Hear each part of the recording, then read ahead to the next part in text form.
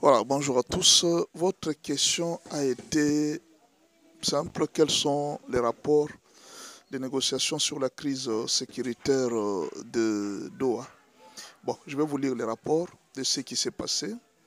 La négociation sur la crise sécuritaire dans l'Est de la RDC vient de franchir une étape cruciale.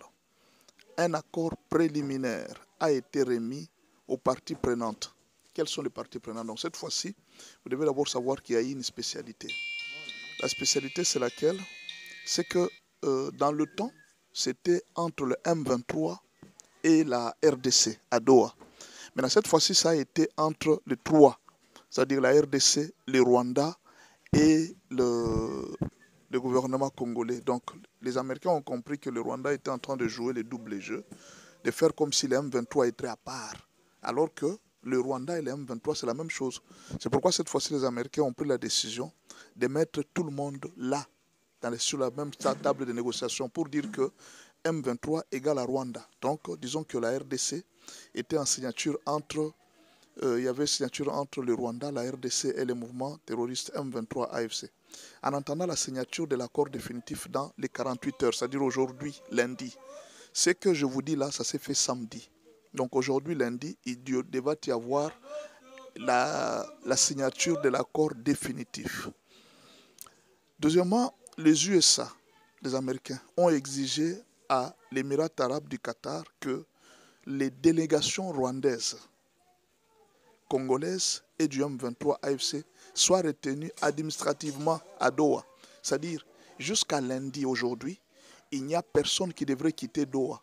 Entre la délégation rwandaise de l'AFC et de la RDC, personne ne devrait quitter Doha. Objectif, empêcher tout départ sans signature de l'accord final. Une mesure ferme pour garantir l'issue positive du processus. C'est-à-dire qu'on a refusé à tout le monde de sortir. Donc, pour le moment, la délégation congolaise aujourd'hui, elle est à Qatar. La délégation du Rwanda à Qatar. AFC M23 à Qatar. Tous doivent signer ça aujourd'hui, dans les 48 heures. Le dernier jour, c'est aujourd'hui, lundi, le 25. Alors, l'accord préliminaire impose en priorité le désengagement total. Ça, c'est la première chose qu'on a décidé. Le désengagement total, retrait immédiat du RDF, Force de défense rwandaise, immédiat, et du mouvement terroriste du M23 dans des territoires. C'est la première chose qu'on a d'imposer. Alors, le M23 et le Rwanda doivent se retirer. Ça, c'est l'accord final. Alors, quatrièmement, concernant les FDLR, ils sont désormais considérés comme une menace résiduelle et insignifiante. Moins de 1500 combattants vieillissants inactifs depuis 2012, exprimant même leur volonté de retour volontaire au Rwanda.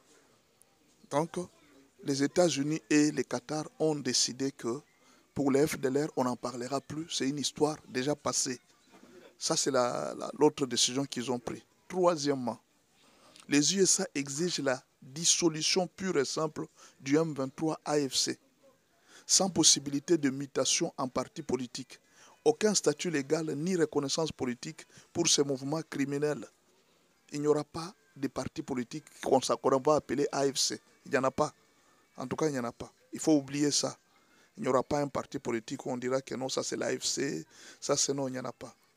Cette histoire, ces mouvements-là, il faut l'oublier carrément. Ça, ce sont les décisions qui ont été prises à Doha. Si vous avez raté, je vous le donne juste un résumé. Ce n'est même pas discutable. Parce que si vous voulez discuter, allez à Doha discuter. Il ne faut pas venir discuter avec moi ici. Alors, autre chose qu'on a exigé, l'accord préliminaire impose en priorité le désengagement total. Retrait immédiat du RDF, Force de défense rwandaise, ça j'ai déjà parlé. J'ai déjà dit ça.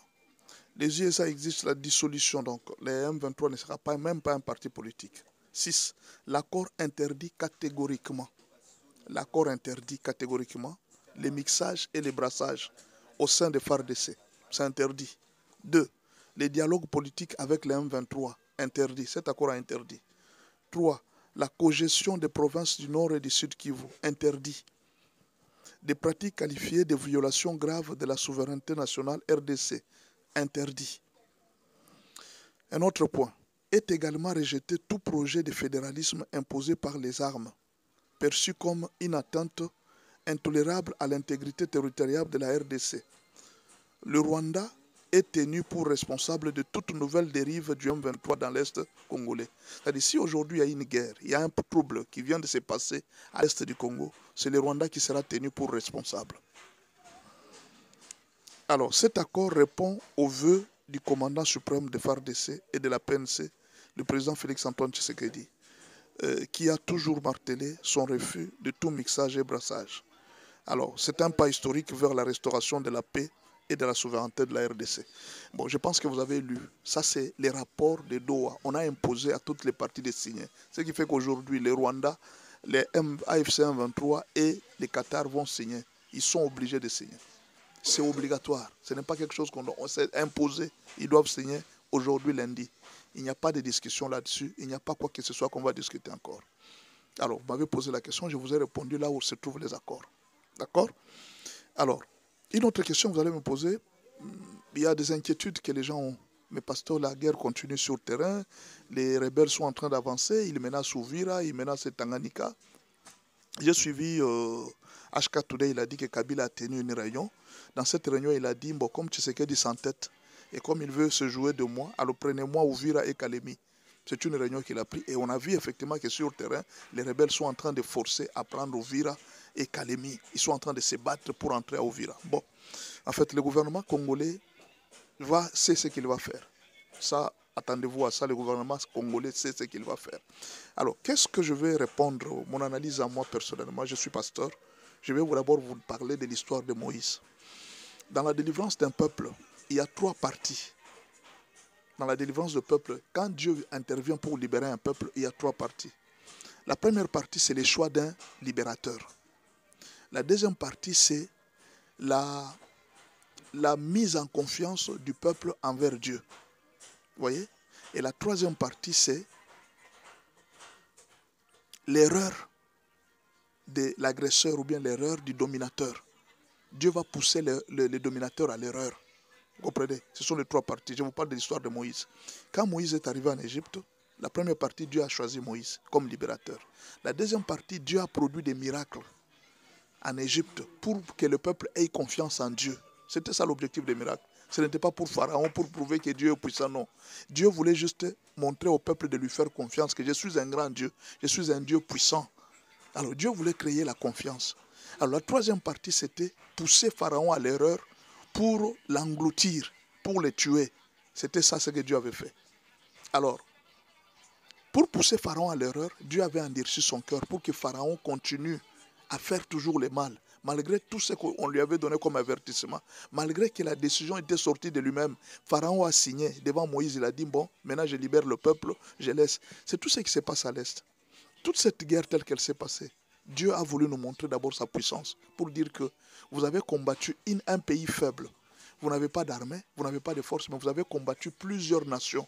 Et ces nations n'ont pas réussi à vous vaincre sans armes, avec des soldats qui trahissent les pays, des généraux qui trahissent les pays, mais vous avez quand même réussi à vaincre. Dieu a créé une situation de confiance pour le peuple.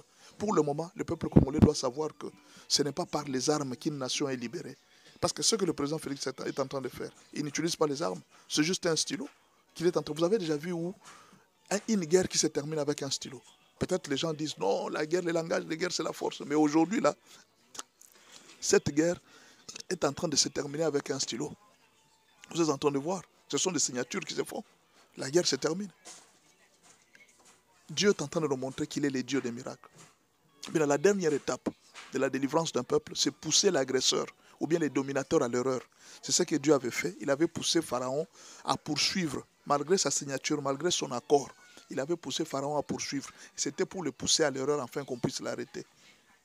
Vous voyez, aujourd'hui, vous êtes en train de voir que même les têtes qui étaient cachées commencent à sortir. Pourquoi aujourd'hui on a condamné Kabila? Si Kabila ne s'était pas rendu à Goma, on ne l'aurait pas condamné. Il n'y aurait pas eu de poursuite. C'est-à-dire Dieu va pousser plusieurs personnes à l'erreur. Ils vont commettre des erreurs. Et cette erreur, c'est pour les pousser à être engloutis. C'est ce que Kagame aussi va faire. Vous allez voir qu'après la signature de Doha d'aujourd'hui lundi, Kagame sera poussé à faire une erreur. C'est Dieu qui fait ça. Il endurcit leur cœur pour qu'ils commettent l'erreur, afin qu'ils soient engloutis vers la mer Rouge. Dieu va les pousser à l'erreur. Pourquoi? Parce que c'est le sang de plusieurs personnes qui est en train de réclamer leur vie. Et pour qu'on les ait, ils vont